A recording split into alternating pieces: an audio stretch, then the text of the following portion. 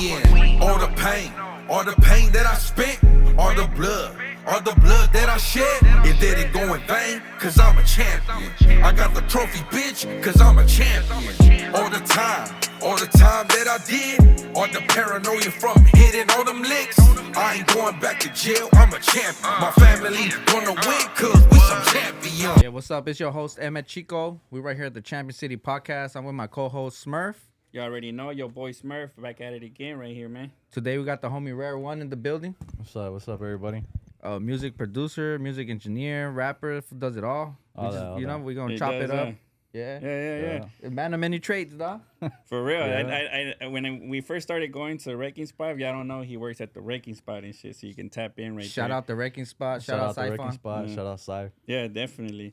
I was like, he was always all quiet and shit, bro, you know, and the homies would be recording, and then I was kind of like I didn't even know he did music until like months later and shit, dude, you know. But again, because I don't be on Instagram and shit like that too, you know. Yeah. So I was always like surprised. But why don't you tell everybody a little bit about yourself? Like, where'd you grow up, and you know? Well, I grew up in Boyle Heights, East LA. Started making music when I was like 14, 15, rapping first, and then making beats because don't nobody want to send you beats when you first rap. And then from there, like recording myself. I didn't take like engineering serious till maybe like almost 2 years ago. I met Siph. Started working at the wrecking spot, and it's just been up since there. Like me, like Dopey and Ufus.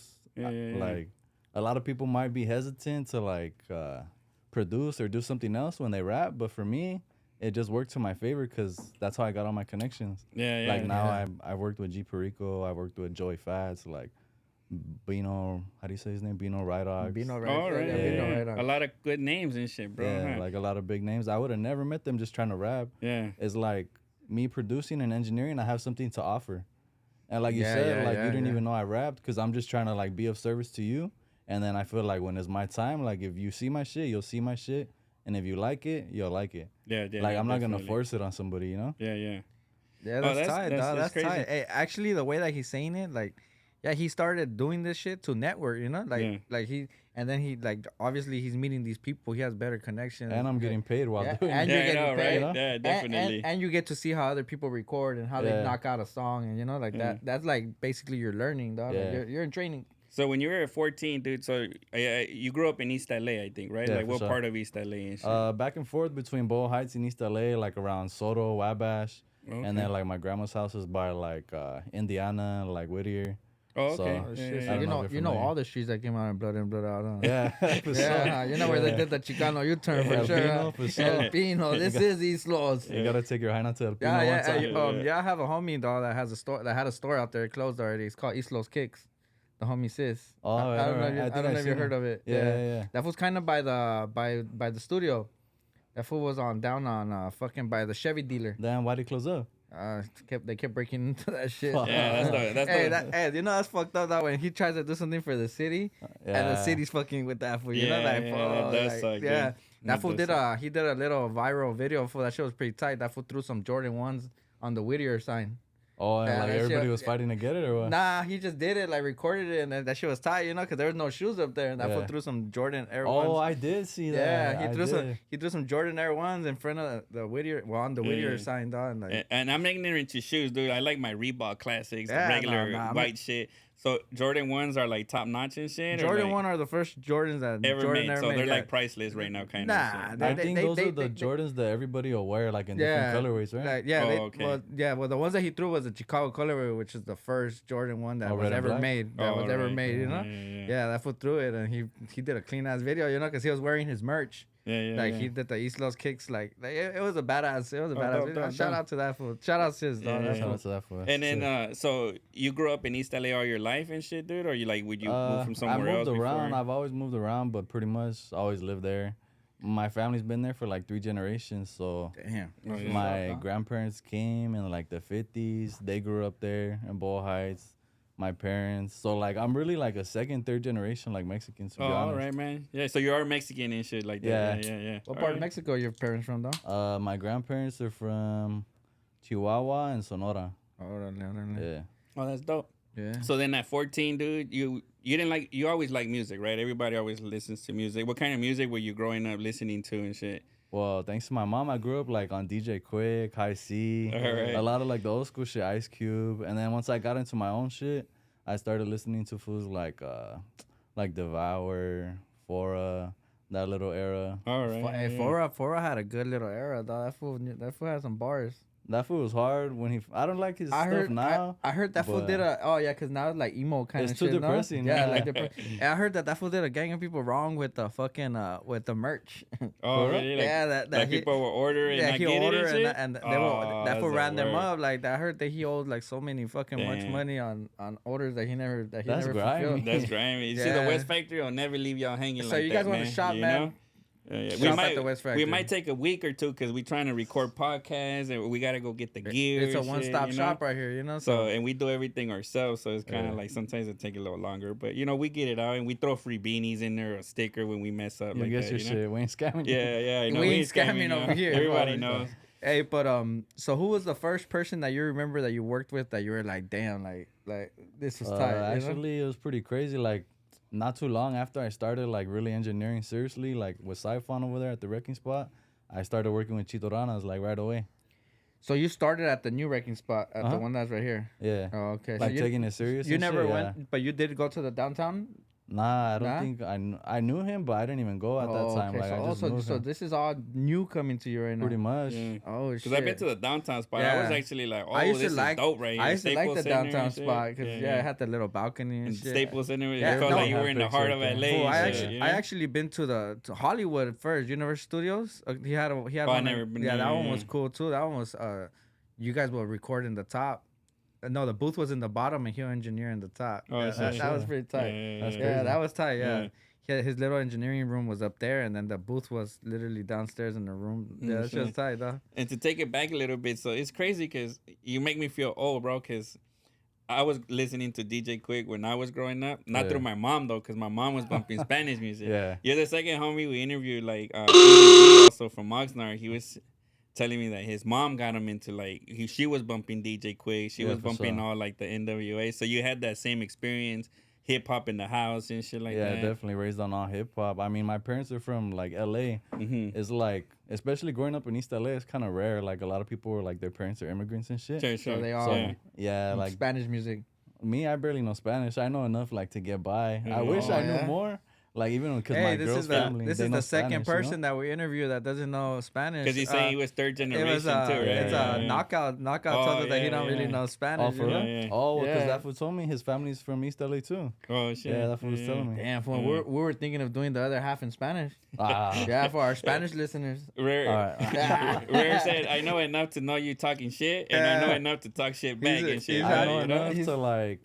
Order food and shit. Yeah, that's about it. You go to taco truck, you for sure gonna. I know what I'm doing, but to have like a full conversation, that's where it gets tricky. Yeah. And my uncle, he didn't know English, but he would say he knew English, and he would go like to the Chinese place, and he was like, "I want rice frita." You know, like fried rice. You know, so he would swear that he kind of like, you know. But is there any music in Spanish you listen to? Oh, you don't really. I like the new shit. Like I like Junior H and shit. Fuerza Regida. Yeah, them, they're cool. I came out in some big Mexican band's music video. I'm looking bad right now. Big Mexican band. I don't even know what they're called. But I forgot their name. I got paid to come out in their music video like a while back, like as an extra. Oh yeah. But I think it's. But it was for Rancho Miller, probably. Yeah, it was them. But I don't know their name. I'm gonna have to find out after. Me look bad. And you just dancing kind of shit, or? Nah, it was like a cinematic video. So like a scene? I just look like some trapper fool. I don't know. Oh, all right. I was just like handing the fool something or something. Oh shit, Raer got the trapper look and shit. Yeah, that's dope. And then got tumbado. El tumbado. El tumbado. I like corridos tumbados. I had never heard of them until like this last year. Because I honestly I never listened to the radio. The only time I did, I would listen to the XM radio, and I would only hear the Sway show. Oh. You know, because he plays all the new music. Oh, Sway, the hip hop guy. Yeah. That's where I got Grand Rising from.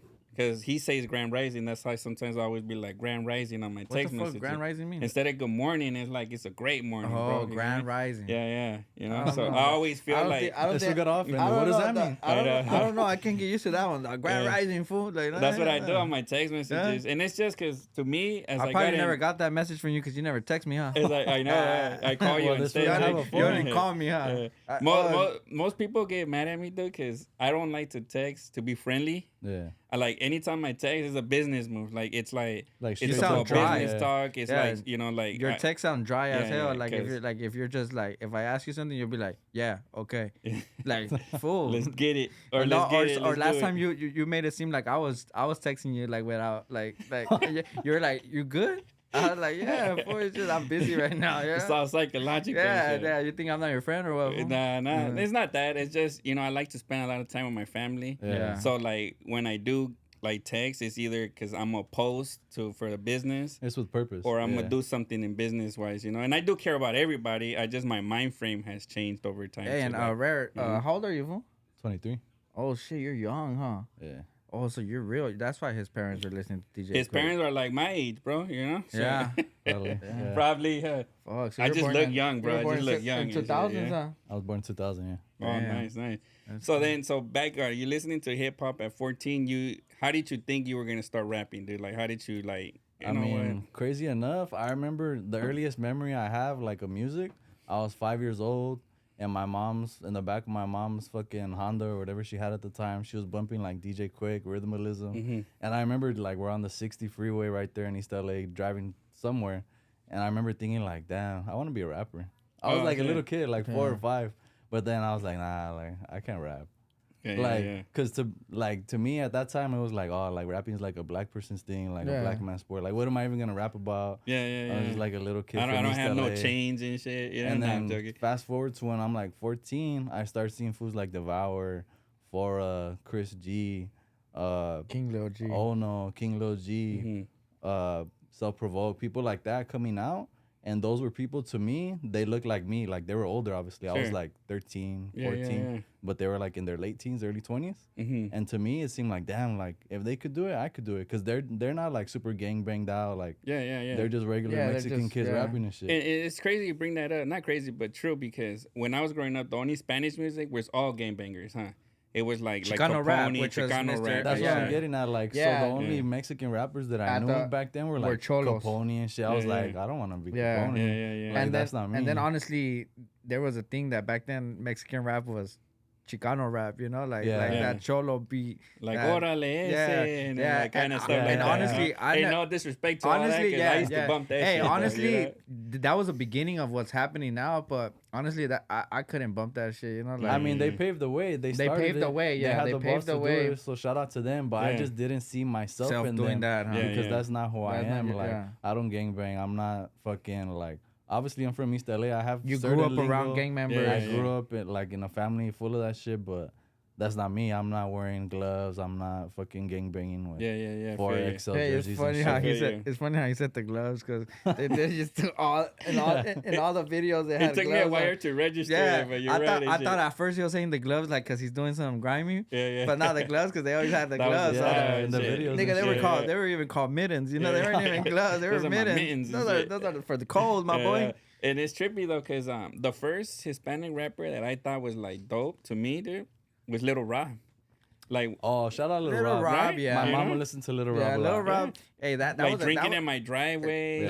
Lowrider Night, right? Like to me, those songs, I was like, damn, this sounds like some real music. Like, but you know why I think he became so mainstream is because he was a gangster or whatever. Like he had that same Chicano look, but he wasn't rapping about gangbanging. He wasn't. He was rapping about summertime. Just sitting that there. was time. And that song is a jam. That's something that everybody can relate to, Yeah.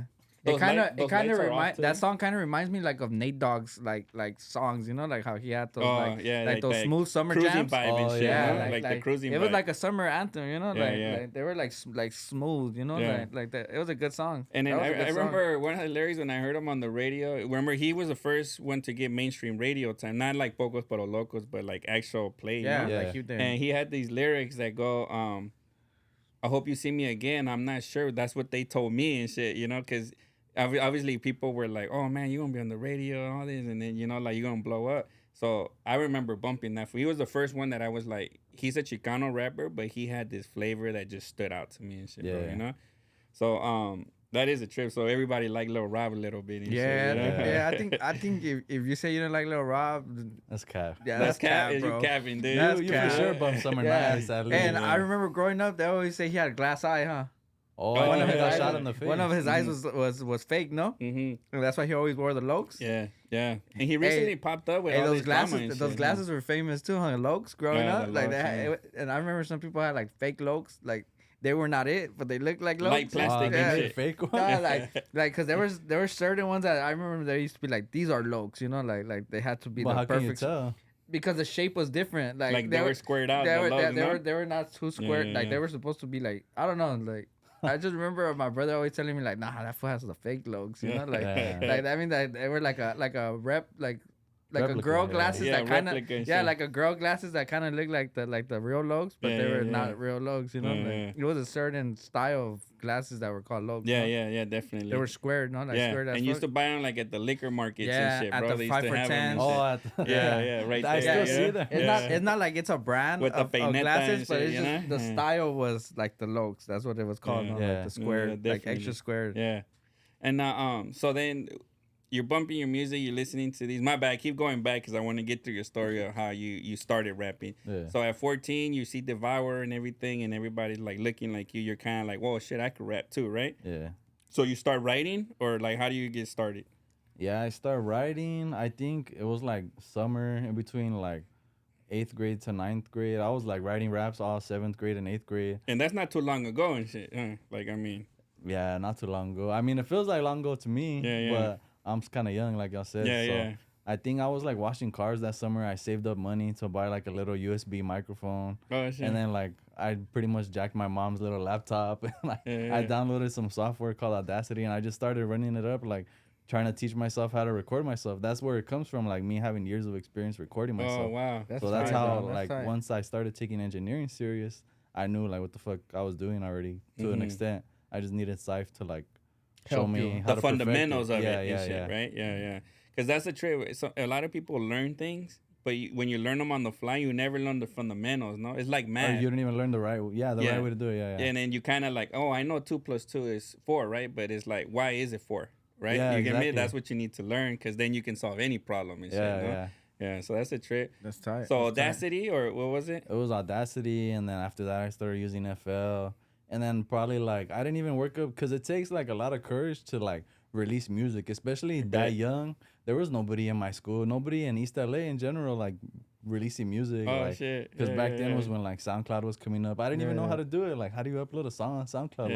It was all a journey. Now that I look back, like, fuck, I did like so much. I had like a bunch of confidence in myself. Yeah, the shit is, dog, when you're doing something, you just gotta be consistent. Like, don't give up. Nothing comes from one day to another, It happens to some people, it happens to Lefty, but I'm saying like everything is like you have to work for it. Like, you gotta meet people. You gotta keep believing in the shit that you're doing is gonna one day hit. And like you said, there is some people that are like overnight success, it may seem, but you don't know what they went through, and everybody has their own story. And the way I see it, like, I'd rather not be that, because I feel like the longer it takes you to reach the top is the longer you'll stay there. Yeah, you're right. You know what I mean? Because especially in this world, people turn famous overnight, and in fucking 6 months, somebody else comes up. That's the thing. Yeah, especially right now in this world, it's really hard because the attention span's so fast. So like, there's so much music. Like, sometimes I run into a new rapper even to this day just because Apple mixes it, right? And it's like kind of like and then it's like, oh shit, I never heard of this, and I would have never heard of them and shit. Do you get me? Because there's so much of it out there right now. So when you uploaded your music, did you upload it and were you shy, or were you out there like, hey man, I just put this track up and shit? You were showing it to everybody at school? I was kind of shy. Like, the way it came about, I had like another homie in school. We were like sophomores, and he had mentioned that he wanted to rap. So me thinking like, oh, I don't want to do it alone. Fuck it, come to my house, I'll record you. I've been practicing, teaching myself, whatever. Yeah. Like, it was a crappy ass setup. I don't know what I was doing, but we recorded a song, released it on SoundCloud, and then like that shit went, like, obviously that shit sucked, but like some people were like making fun of me. Some people were telling me, like, giving me honest feedback. Some people were saying I had a good voice. So like even the little, maybe 1 or 2 positive comments, it fueled me to keep going. You know? Yeah. And then from there, I started writing like more serious songs, like about my story and shit. Like, one of the first songs I wrote was like about my dad, because my dad got killed when I was younger and shit. Oh, sorry to hear, bro. Yeah. Appreciate that. But like, it was like more poetry, like spoken word type shit, and people liked that a lot. Like even my teachers in high school, they were like, "Damn, like you got down. Like you're a poet, you know." And it's always these heartfelt songs too, right? When you put your soul into it. I think the best songs comes out with like when you're going through something. That's what I realized, and I kind of like fed into that. I still try to feed into that nowadays, cause like it's cool to make fun songs, but like songs that people could relate to. Yeah. Like it tripped out. Like I did an interview with Tony A not too long ago. I don't know if you heard of him, Brody on Radio. Nah. Well, he's out here in the Harbor area. He has like a podcast. He's pretty cool. I did an interview with him. He gets like a good amount of views, and people were like reaching out to me like, damn, like about, because I talk about how my dad got killed, my experience with that and shit, like growing up. And like people reach out like, damn, like my son's dad got killed too, or like my dad got killed too. Like, oh man, it's crazy how many people can relate, and like knowing that I went through it, I guess, and didn't follow into my dad's footsteps, like gangbanging and shit. Because it was a gangster. I was gonna ask you that. It was gang violence and shit, right? Yeah, for sure. Oh, that sucks, bro. Yeah. My dad's been. Fortunately, my dad never was killed. Sorry to hear, bro. But my dad spent most of my childhood in prison and shit, dude. So I didn't have a pops and shit too, you know. The same shit, like he's gone, you know, like you need him present. Yeah, it's just it's crazy because it becomes like a stereotype. Not a stereotype. I want to take that back. It just becomes a statistic, no? Yeah. And it makes it harder for us Hispanic people to survive, bro. I think, you know? I think out of everything, like, cause I mean, I grew up with. I had a dad, dog, but he was not around, you know. Yeah. And it's the same shit, like, you know, like what is he there for, you know? Like he's not there for anything positive in my life.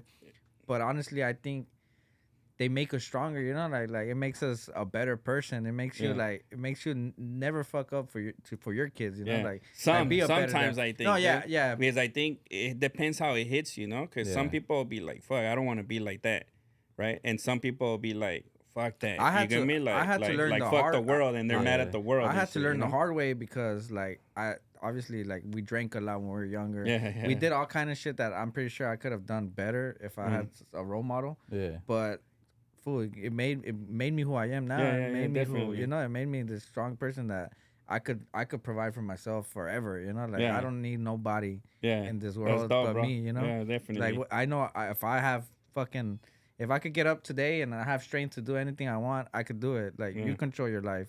You use these arms to do what the fuck you want that day, and you use your voice or whatever. Like, I talk to all kind of people all day, you know, because since I was a kid, I had to be in the streets and the buses everywhere, like, talking to people, you know, like, so I know how to talk to a person with manners. I know how to, you know, be in the room. From different backgrounds too, like, right? Different backgrounds. Like, I know how to do it. I've done it all, though. I've worked doing everything from fucking kitchens to cooking to fucking cleaning, jewelry and shit, right? Everything, dog. You know, like so. There's nothing in this world that could defeat me. I'm pretty sure you feel the same way. There's nothing in this world that could defeat you. For sure. Like, I think it has a lot to do with your environment. Like, shout out to my mom. She would always tell me, because it happened when I was young. So she would tell me like, oh, like regardless what happened to your dad, don't let it control you. Your like, future. Yeah. Like, don't let it tell you what your future's gonna be. Yeah, exactly. Don't let that say what your future's gonna be. Like, you create your own future. Yeah.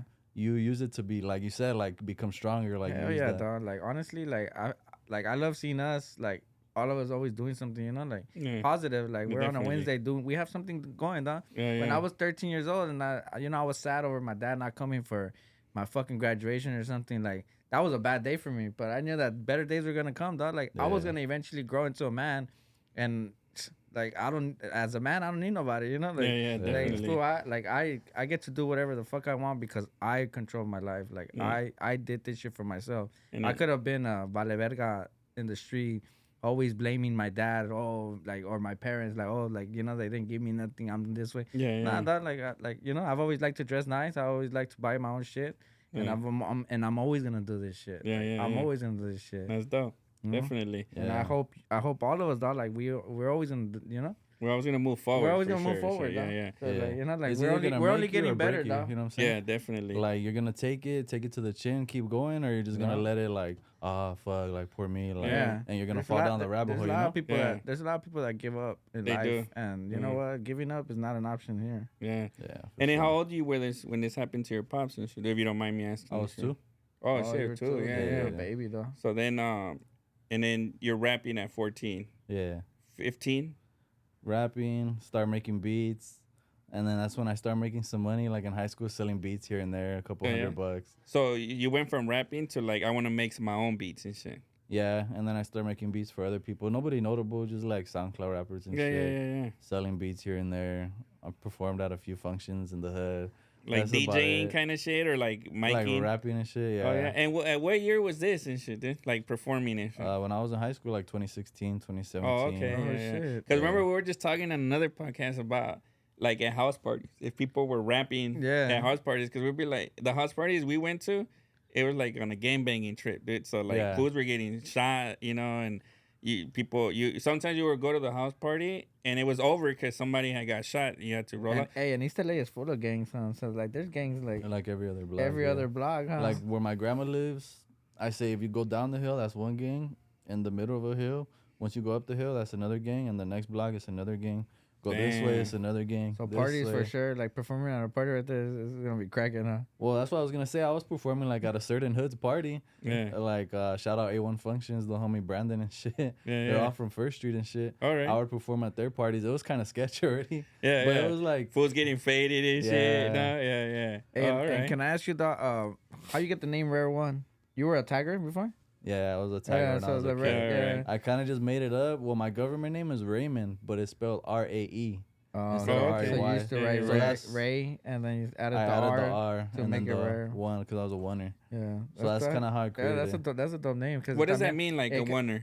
Like that Like you're not from in a crew. Yeah. So Oh, you just, okay. So you just tag like your name and then one in the bottom. Okay. Or people put like, Raer One. Yeah. So Pretty you used to much be means into you're solo. graffiti and music and shit. Yeah. Hey, you got hit ups or you kind of Not toy? anymore. You What got did your toy. brother say? Strike'ems? You got strike. Nah, strike'ems is cholos, dog. Because Oh, yeah? strike'ems, like, Oh, yeah, strike'ems yeah. is like they do the same letters, you know. Yeah. Hit ups is like you. Yeah. I'll be drawing and shit when I'm bored, but Yeah. like I wouldn't say nah.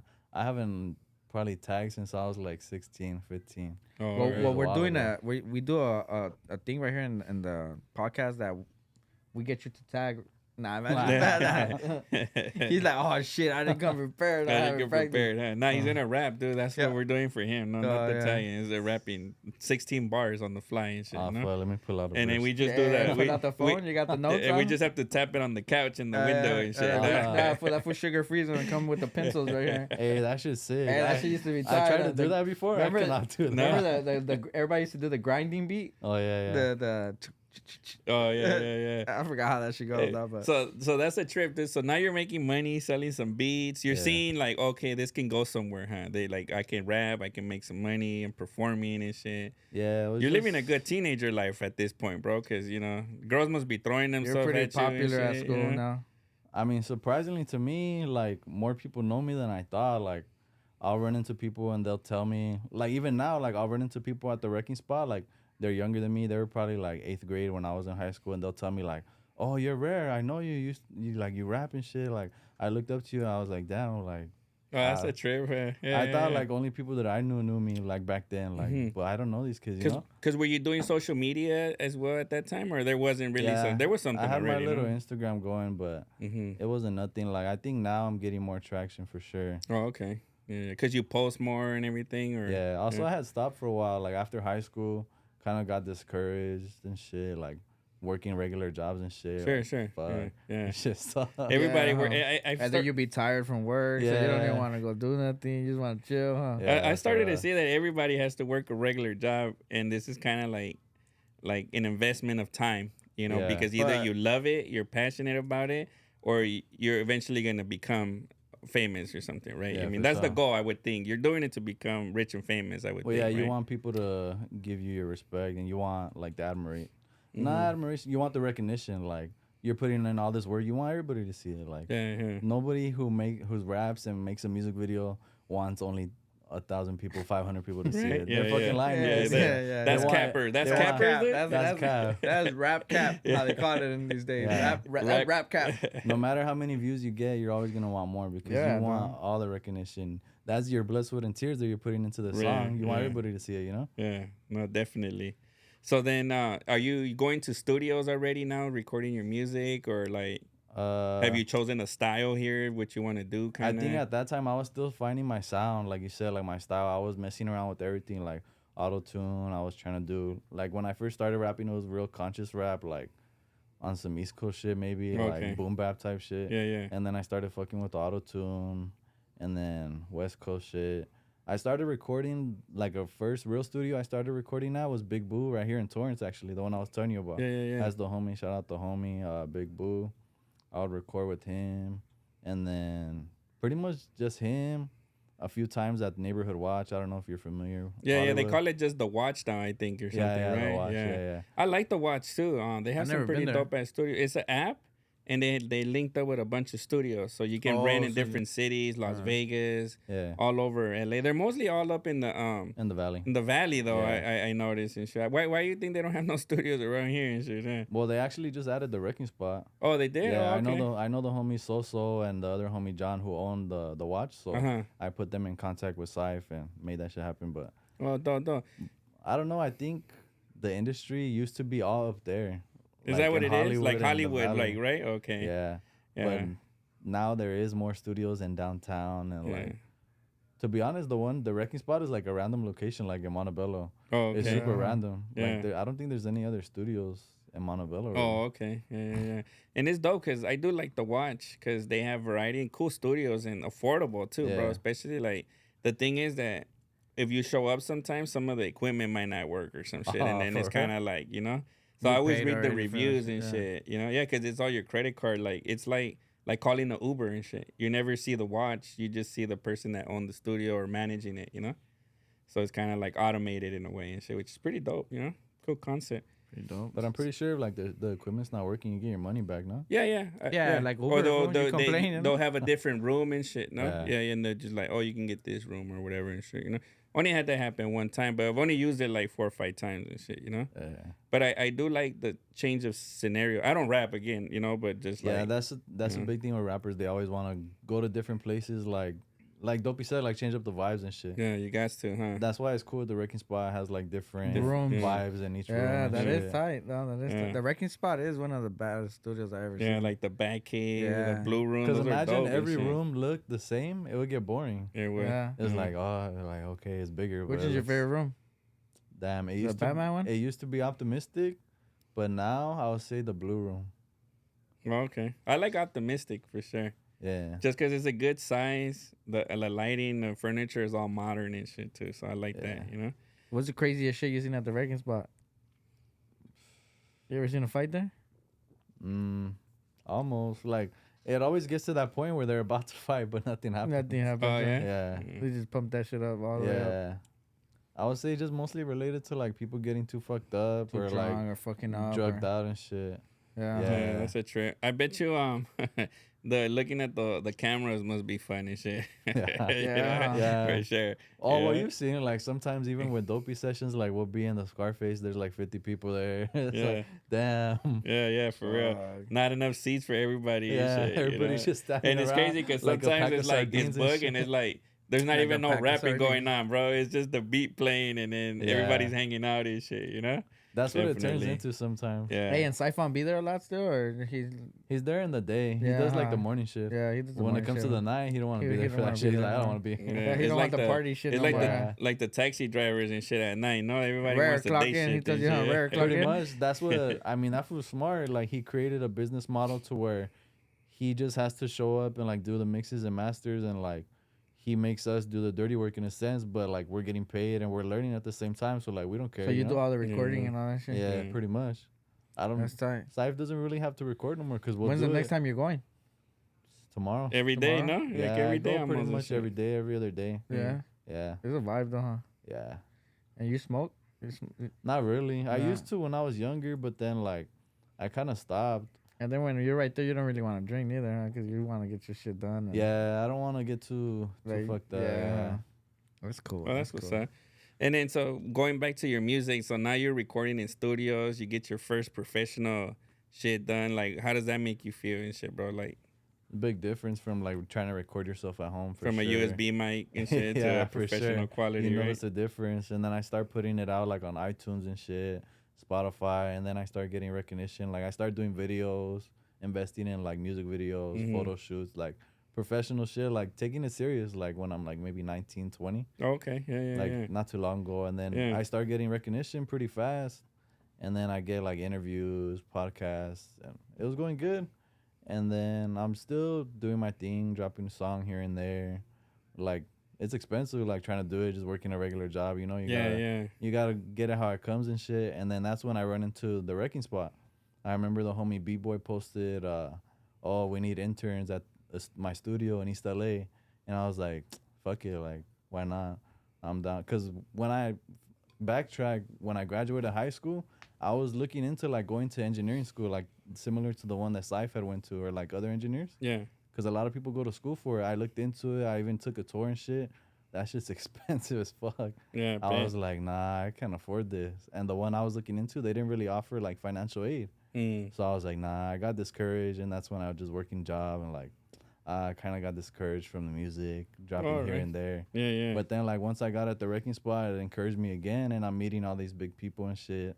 And then that's when now like I'm taking it serious, like again, because I'm like, fuck, like look at all these people I'm around, like they're following me. I'm followed by like all these famous rappers and shit. Yeah, for real, huh? Yeah, for real. That's the other thing I was gonna ask you. So all right, so now you're recording for famous people, basically, right? Yeah. A little fast forward. How is that feel for you? Like do you get nervous and shit because The first time, like when I was first working with Chito, I was a little bit nervous just cause that's your first I don't want to say mainstream rapper, but that's your first notable rapper in the Hispanic genre of music, like right? everybody knows who he is. Yeah. He's popular. That was bad. That was bad. Yeah, he is dope. That was dope. bad. He's probably my favorite person to work with too. Yeah? Because he always like Chill. even if he's not prepared, he'll write the song and he'll do it in one take. That's it. Shit. Yeah, He works fast. That was bad, huh? Yeah, I like how he makes he'll make like a song Spanish in with 45 English. minutes. Yeah. Oh, really? That was hard, yeah. Yeah. That's efficiency right there and shit. Yeah, 45 minutes and shit. You know? Because knock out 3 songs. In because a 2 song hours and a half. for people that don't know, I mean, you gotta pay for a beat, so you're looking between 100 to 250, depending on a beginner beat, because some you can buy for 500, 1,000. That's on the low end. Right? Like an experienced producer gonna charge you a band or more. 1,000, huh? See, Yeah. yeah. I'm not even there yet. I don't even rap again, but you know we do. And then you gotta pay for the studio time. That's another, let's say, $100, right? Then you gotta pay for the mix and master. The engineering, that's another. So you're probably like, with a deal, you're probably like $600 to $700 in, huh? Probably to make like one song. And not not even counting the music. video. So now you gotta pay another $400 or $500 for a music video on the low end. So it's like 1,100, let's say.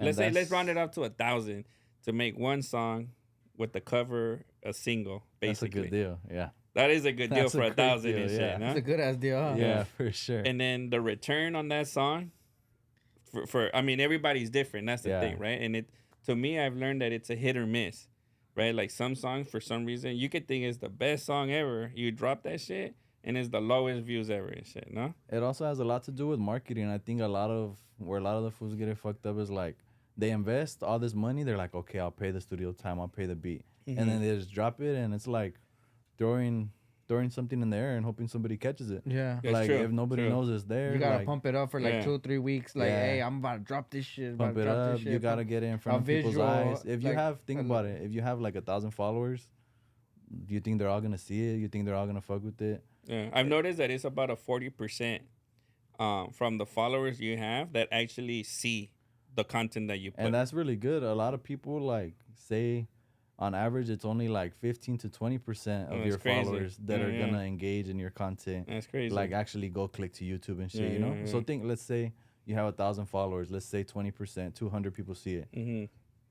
That's nothing really. That's nothing. You gotta invest in marketing and shit. And the thing with marketing is like trial and error. It's like it's a lot. And the shit that's dope about like us, that we know so many people, is like this podcast, your viewers are gonna see it, you know, because they're gonna tune into you. Yeah. The next person we bring is his viewer. Like that's what we want, you know. We want more people to know us, know you, like our people are gonna see you. Yeah, Like, you know, like just mouth to word, like, you know, like I think that's a big thing. I'm glad he said that like collaborating speeds it up a lot faster. Definitely. I'm sure you've noticed, like, okay, if you were just releasing like knockout songs like by himself, he's gonna do his own numbers. Boom, put him on a collab with Dopey. He's gonna get more numbers. He has Dopey's fans, and people who may have not listened to Dopey, they're now listening to Dopey because knockout, and vice versa. You know, it's all. Yeah, bro. Honestly, I think the best thing is networking, meeting people, giving people like now that I know you, you know, we're gonna, you know, next time I see you, like, oh shit, what's so rare, you know, like honestly, like this is what it's about, you know. And that's what I was gonna say. Music has brought a lot of people together. From that, I would have never met Raer ever in my life, or probably ran into you. And then that song keeps saying in my head, the new one you just dropped. And that's when, going back to what you're saying about marketing, I see how you do your own marketing too. On the one single, you redo something for it. Right? Like if you do one music video, but you still like, you'll do like a shot at the store or a shot at the corner and shit. And then you keep playing that song over and over. So that's how I started seeing. I was like, oh shit, this is like, at first it wasn't my vibe. And then when I keep hearing it, it stays in my head, and I'm just kind of like, I'm singing it now, kind of shit. You get me? You know? I don't remember where I heard this from, but it's like a psychological thing in everybody's brain. Like, you have to see or hear something like at least 10 to 15 times for it to register. Oh, that's and crazy. For you to either decide if you like it or not. Because if you see it once, you're just gonna like passively, you're like, okay. So you don't drop a song until you post it like 10, 15 times before it actually. You could either do before that you drop the like whole song, like you do a snippet, or you at the store, like, oh, like, you know, like locking. Well, I do it after, because like I want people, like, I think of the Netflix model, like people are so, like, it goes back to the attention span. Their attention span is so short. Like if they see that a product, they want to be able to buy it now. So I'm promoting my song, like, oh, I like this, let me click it now. Oh, what? It's not out yet? Whatever.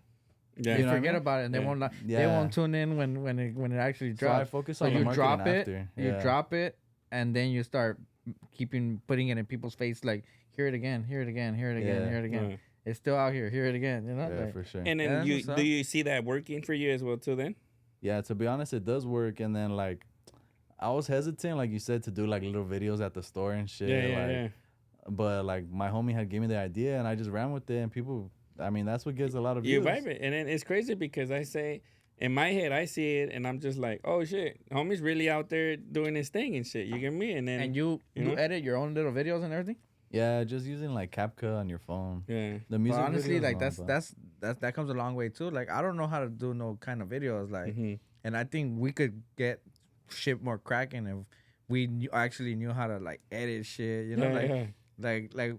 That's what we need to focus on, like somebody that really edits and does our little shorts and puts the little words, and, like, you know, like I don't know how to do it, but honestly, I'm thinking of getting my son into like telling him like, hey, teaching him something. No, he knows how to do it because all the young people know how to do this shit. So I'm just gonna tell him, hey, like, you know what, like do me videos, do me this, because even though I'm on my phone all day, like I can't figure out how to do little edits, skits, or shit, like, you know, like how people cut the fucking video and then add the little words or something. What I did, I downloaded a app called Splice, and I do everything from my phone and shit. But we're learning as we're going. Yeah. You know, like, and then I just watch YouTube videos. There's a way that you can automate it. I remember Syph was doing it a while back. It's an app. You have to pay for it, but like it'll do all that for you. It'll watch the whole, like, say you upload this podcast. It'll cut out parts that it thinks like that AI is the most popular, is the most like interesting, and it'll put the captions and shit. Oh, sometimes, that's crazy. Sometimes you just have to fix it because it'll misspell shit. But I remember Syph was showing me. It's pretty good. Yeah, we do. We need that. Yeah. We try and do it on one take so that we don't have to edit it and shit. But sometimes we have to edit it and shit. But honestly, like we said, this podcast is not like interviewing people. This is more like we're just chilling. Yeah. Like if you just came to drink a beer with us, you know, like we're just gonna chop it up, you know, like. This is more funner, you know. This is more like just chilling. You don't feel like, oh shit, I gotta tell my whole story. Nah, we're just chilling, and this is Champion City podcast, and for sure we're gonna keep this shit cracking and keep having more guests and that's what we've been doing lately and shit, just kind of chopping it up. I have the homie too, Larger View. That fool been he's a photographer, fool. He's the homie Badass's cousin. I've been wanting to have that fool come. I hit him up before today, but I hit him up all last minute. I wanted him to come and like start like check taking, it out like, and shit, huh? yeah, like start getting into the vibe, because like honestly he's a good photographer, and like I think like he'll be like cool to have like right here taking, you know, like like shots of us, or like after, you know, or like before. Definitely. Like, Yeah, that's because the more promoting you can do, the better it is and shit, dude. You know? I think he'll do good for us. Like honestly, to have him around, like even if we take him to like everywhere we go, you know, the wrecking spot, I think he could get some good flicks. And it'll help out his little, like, you know, movement. And I was gonna ask you, my bad though, to just go back to the music right here. So when you're recording for other people, you record for various artists, different, all rappers, different styles, different beats. Yeah. Do you always learn from this too? Like you kind of like, oh man, that shit's pretty tight. Like, you know. To be honest, yeah, I remember like one of the older homies was telling me, he's like, damn, that's good. Like that you're engineering for these famous fools, that they're really good. Like it's just gonna make you better, because you're gonna see how they do things, how they like to record. Yeah. Even like you're gonna pick up on their like rhyming and shit. Yeah. And I think it has, like, to be honest, because I noticed different techniques. Like Dopey, like he punches in to make sure every word is emphasized. You know, certain people they like stack it certain ways, like. And the ad libs are important too. That's what I noticed. Dopey's really good at and shit. You know, like. You can really hear them stand out from the song and shit. Everybody has their own sauce, and I'm just like taking. Yeah, everybody has a sauce. From learning from everybody, everybody has their own formula. Huh? Yeah, like their own formula. Like forget engineering school and shit. You know, you got the best hands-on training. Hands-on training. Yeah, that's what I was gonna say. They say it's better hands-on training. And luckily, it was the wrecking spot, which is popping. Yeah, right. Well, you got there at the right spot, huh? At the right time. The right time, right spot. Yeah. Yeah, because when we used to go to the one in downtown, I just always see that full Pac-Man. Oh yeah, Pac-Man cool. The Gunman. That was hard. Yeah, I worked with that for too. Oh, that's dope. And then you also have a podcast, right? The Let's Be Real podcast and shit, you know? Yeah. That's your podcast? Nobody knows and shit, huh? Oh yeah, I came up with the idea and everything. I pitched it to Slife, because we're filming it like at the wrecking spot and shit. Yeah. And he pretty much gave me the green light. He's like, well, if you're behind it, we'll do it. So I've known Leslie for a while and shit. She's the one. She comes on Power 106, huh? Yeah. All right. So we're like managing her for a while and shit. Yeah, that's dope. What's up, dog. That's what's up. That's and then you guys been consistent with that as well too. Yeah, she dope, has a good vibe, like the way she is, and she knows how to be on camera already, and like she knows how to talk, and you know that's the hardest part, dude, because I'm super shy and shit. So I'm trying to learn. Me and this fool were super shy. You know. He started doing these podcasts before me. I had never been on camera, dog. Like, and then I'm sure you notice even after doing a few podcasts, like you get more. Yeah, like, you're more like less shy. More comfortable. And you kind of like learn from it, kind of, no? Like, oh, okay. And then I watch a lot of podcasts, so I'm like, I know how, like, you know, like how this shit, like, you know, how it works, because there's always like one mic, you know, like don't talk over me. Like, there's kind of rules. So the first time that I came here, I was like, damn, like. I didn't know when to jump in. Like, this fool be talking. I was like, this fool was talking, and then I'm like, everything that we're doing in this microphone is gonna, like, you could hear it, you know. And when people are talking at the same time, it sounds like I get annoyed too, like, you know. And I'm watching a podcast. Yeah, but yeah, that's what's up, dog. Yeah. And then I don't know if you want to mention, but you were trying to do your own podcast as well too, right? Yeah, like besides this one, you might have. We got one in the works. It's gonna be called Gaslight Boys, featuring myself, my brother Eastside Dodger, and Hazard from Ontario. Oh, that's what's up. I had a pleasure of working with your brother too, and Hazard, dude. And your brother's dope too, man. You know, he used to rap too, right? Yeah, we're getting him back into it. I've been convincing him a lot. All right, into doing it. He told me he's been working on some music and shit, you know? So he got some shit coming out, huh? I'm producing an album for that fool. It should be coming out. Dope. Maybe like the end of the year. So. Oh, dope, man. Shout out to Dodger, man. Dodger. You know, that's you and your brother and Hazard too, homie, are like some of the most humble people I've met in the industry, bro. Like that from this time of working, kind of like that don't mind supporting others and kind of like, you know, like we're working on an album with KO with your beats that you're producing as well too. Yeah, shout out Knockout. Yeah, shout out Knockout, man. He's grinder, dude. You be in there, huh? Like, fuck, you know, he's the same. Like, he could finish a song in like 30 minutes. Tell me about it, huh? Yeah. He always tells me, dude, when I get in the studio, I'ma work. You know, like that's what he always says and shit. So shout out Knockout, man. He's a grinder for sure. But and then Hazard, dude, like his flow, crazy, man. I've been telling Hazard. Oh, you got to do one of them 40-ounce Fridays right here at the West Factory, man, so we can kind of get that shit. He said he's down. You're going to have a 40-ounce Friday right here? Yeah, I'm telling you. But he said he has to plan it, has to pack it up and bring it. Yeah. And I told him, I'm going to just let me know, bro. We'll do it right here and shit, you know, so, you know. like switch a little scenario, because that shit's dope. That 40 Ounce Fridays is dope too and shit. So so that podcast is gonna be pretty interesting because it's gonna be some funny shit. And what are you guys gonna be talking about in that podcast? Or like what? So everything's in the works. Let's keep it low key or what? Nah, we're getting exclusive right here. So right, the right? idea of it is gaslight boys. You know what gaslighting is? Nah, bro. Like basically, like when you tell other people feel like it's their problem, not yours. Exactly. And shit. When you what? Exactly. It's like if you come to me and you say, "Man, you know, like I don't make enough money. Like I need to get paid more," right? I would be like, "Well, do you need to get paid more? Do you know you need to work harder, bro? You know." So I make your problem like it's your problem and shit. Basically, I reverse like that. But the idea of it is like our version of City Girls, but like the guy version, like gaslight boys, like toxico shit. Oh, toxico. Yeah. Like, all right. It's like, yeah. babe, like we were at the club and like I don't know, she just started dancing on me. Like, it's not even a big deal. Why are you tripping? It's not a big deal. It just slipped out and it accidentally fell in and shit. Is it a big deal, Big Smurf? For what? If she sat on your lap at the club? Like I'm gonna tell you the truth, and I'm up front. I'm not gay or anything, dude. I've been married for fucking like 16 years now since May. You know. That's right. I don't let any girl sit on my lap, dude. Yeah. Unless they're my daughter or my wife. That's just me, dude. That's how I get down. You get me? That's a good answer. And I'm proud of that shit, you know? Honestly, it's respect, dog. Like, I grew up, my dad was a cheater.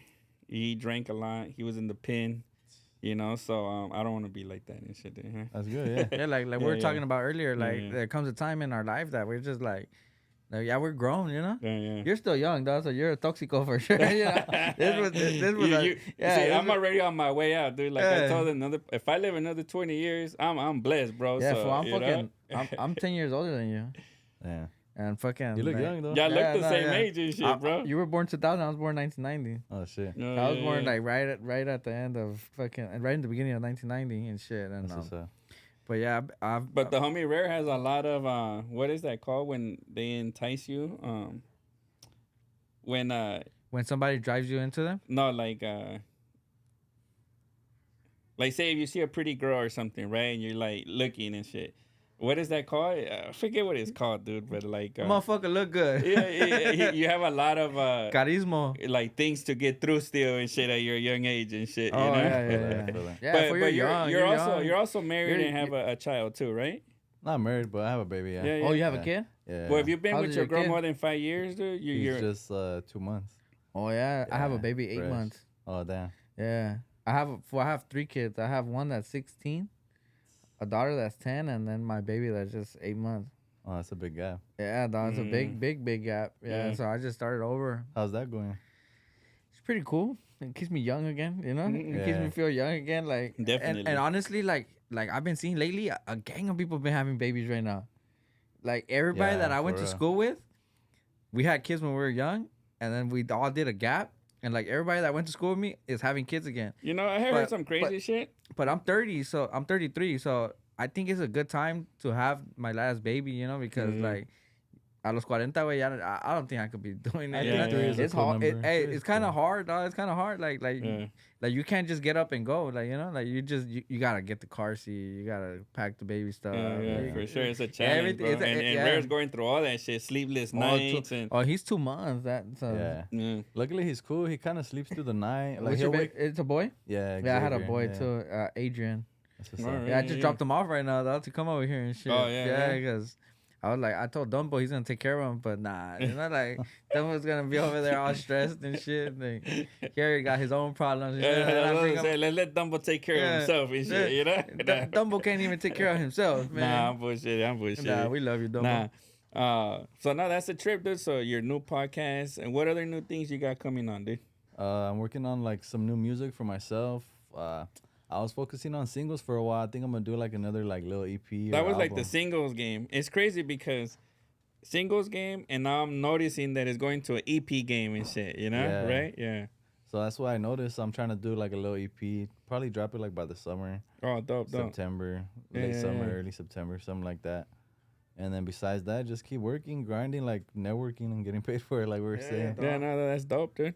And I was gonna ask you too. So, what do you have, like any clothing or anything like that you're gonna be working on, or anything that? I have my clothing brand. It's called Born Crazy with the K. Okay, because that's what I was gonna tell you. I seen that as your Zelle, because we gotta pay we gotta pay the man right here and shit, you know. So yeah, that's my business, my LLC and shit. Oh, okay. I have it as like a music group, so it's pretty general. I could my expenses could be clothing or like music, gear and shit. And where did that come from? Born Crazy and shit. Well, my dad's from a prominent gang in Boyle Heights called Cam Gang, and they call themselves Crazy Ass Mexicans. They spell it with a K. Oh, okay. So that's where I get Born Crazy. Like, even though I'm not from the gang or whatever, like, I kind of like incorporated like to shout out my pops and shit. I feel you. Like Born Crazy, and then like it's Born Crazy, and the logo on the bottom it says "Struggles Made Me." Mm-hmm. So basically, like the mission statement of the brand is like a lot of us are born into fucked up circumstances and like fucked up situations or like around it's just around fucked up shit. But we shouldn't let that dictate like what we end up being in the future. You know. Okay. Like embrace it, like embrace, no, that's dope. Yeah. Embrace the crazy, and like make negatives into positives type of shit, right? Yeah. All right, man. Yeah. That's what's And what are you doing with your clothing? Kind of like, do you sell online or? To be honest, I've been slacking. I was selling online for a while.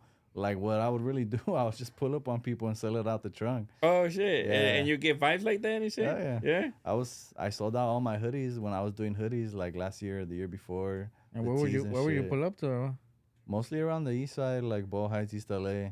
Luckily, I get like a lot of support from the community and shit. You know what we need to start getting into, like night markets, dog. Like yeah, that's what I was thinking about doing, like pop-ups and shit. Food like Downey. I just went to one with my girl, dog. Downey has a pop-up, like a night swap meet that they do like every year. Yeah, and that's just pretty cracking. Like all the little night markets be cracking, dog. Like, you know what I noticed too, that our website sales are good, right? But for clothing, but we don't get. A lot of foods sometimes don't want to buy from the website. I don't want it in hand. Pop up? Don't you do pop-ups like at the Ram Stadium? At the Ram Stadium. So, hey, shout out. We're going to be at the tailgates. You're a Rams fan or no? Oh, yeah. Hey, so we're going to start going to the tailgates, dog. The tailgates are cracking right there. Yeah. And we have a tent. Yeah, we have a tent. A big old speaker, a grill. Let me know. I'll go. Hey, I might invite you to a game. But what team do you like? Sell their merch right there. What team do you like? He's a Rams. Oh, the Rams. Oh, yeah. We'll go to any game. Yeah, let's go to the first tailgate and let's vlog it. Yeah. Oh, let's start vlogging these shits that we. Cause we're always there, dog. That's just how does that shit go? Like you sell a lot? So that's what I was gonna get to. That a lot of people don't want to buy from the website. They want to pull up. And they want to pay you in cash or something, which is a market, right? Because when we say, the website, and they be like, like whatever. But when we're at the tailgate, people roll up. Like last time we had a homie that rolled up sweating because he caught the bus and shit, bro, you know? And he got there, but he wanted to see Young Dopey and buy a hoodie. Yeah. Unfortunately, Young Dopey wasn't there, but the hoodies were there and shit, you know? I think that's what it was with me, too. Like, I was trying to push, because I have a website. I was trying to push when I was, like, doing it. I'm barely going to start getting back into it and shit. Yeah. I'll probably print some shit up with you and shit. Yeah, for sure. If y'all don't know, this fool does print. All his own printing and stuff. Man, we do everything. I'm telling you. One-stop shop. You know? Like, I just don't make beats and I can't rap. I actually don't have any talents, bro, because I just know how to put things together, I guess. Hustler. And shit. That's a talent. He's a hustler. Yeah, he's a hustler. Yeah, for sure. But I'm telling you, I pitched this fool that idea, and in 2 months, that shit was done. Oh, that shit's hard. Yeah, we're gonna get that. Yeah, man, stay tuned. I'm telling you, we got all kinds of shit, for sure. Oh, yeah, so, like, similar to Dopey, like, with me, I'm the face of Born Crazy, so, like, it's especially that it's small right now, people that support it, it's because they support me. So it's like similar shit. Like they want to see me in person. Like, so that's why I pull up on them. Like I don't mind. Fuck that's dope. You sign autographs and shit like that. Yeah. Oh, that's dope. Huh? How does that make you feel that people want your autograph, dude, and your picture and shit? It's crazy. I remember one time me and the homie, shout out the homie Islo's Finest. We were at Pioneer Chicken. I don't know if you ever heard of it. Right there on Soto, that's the old school shit. Yeah. So they hired us to do like some promo campaigns for them and shit. Like I seen that actually. You were posting that shit. Yeah, that shit went kind of viral. It got like a couple 100,000 on it. Yeah. It was a TikTok or Instagram? TikTok and Instagram. I saw the Instagram when you're in front of the store, no, or something like just that. eating chicken. Pioneer chicken. Just shouting them out. Yeah, I want some right now.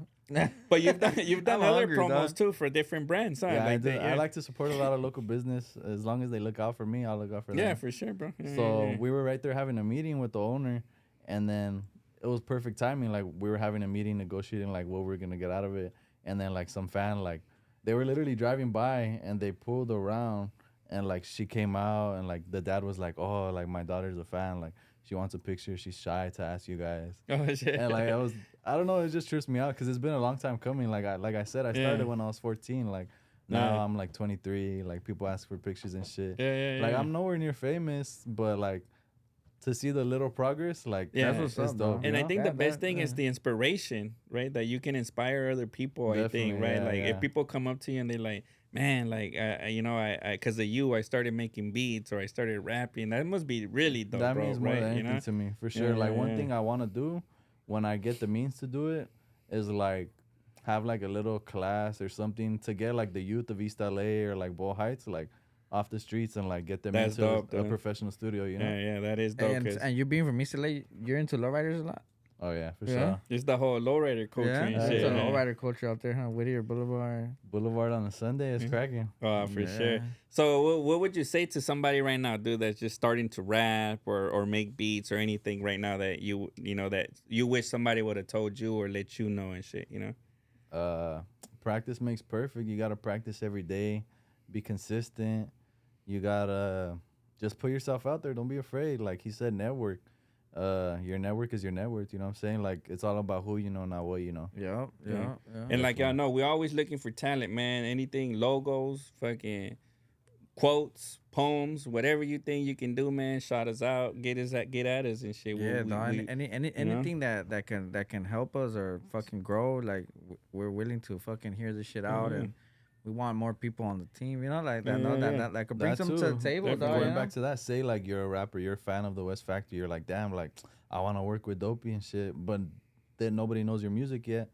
Find a way to make yourself useful. Yeah, like reach out. If you notice they need graphics, become a graphic designer. Work your way up. We just said we need people to edit that's our how videos. You get your way in. That's a good way, that's right? What I did. Hey, by the way, I rap and shit, you know, right? Yeah. Once you hear, once you got yourself in the room, then you're gonna be like, hey, you know what? I rap too, you know. And you know what? Exclusive right here. I'm gonna try and put you on the spot. I've been talking to Knockout about this shit, bro. But we producing the album.